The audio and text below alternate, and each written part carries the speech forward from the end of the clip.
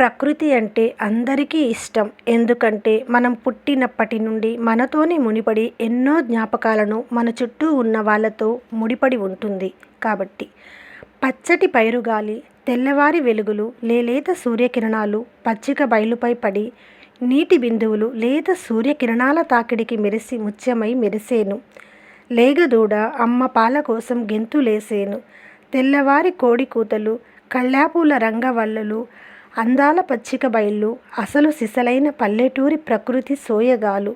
కొండలు వాగులు దాటి చిరుగాలులు మనల్ని తాకితే ప్రతి ఉదయం సూర్యోదయం ఎప్పుడొస్తుందా అని ఎదురుచూసి ప్రకృతి అందాలను సూర్యాస్తమయం వరకు తారసపడే ప్రతి అనుభూతిని తెలుసుకుని కమ్మే చీకట్లలో వెన్నెల రాజు చుక్కల నడుము దాగుడు మూతలతో ఆటలాడుకొనగా ఆరుబయట మంచం వేసుకుని ఆకాశంలో సప్త ఋషులను లెక్కపెడుతూ హాయిగా నిదురించగా కోడి కూతలతో తొలిజాము లేచే.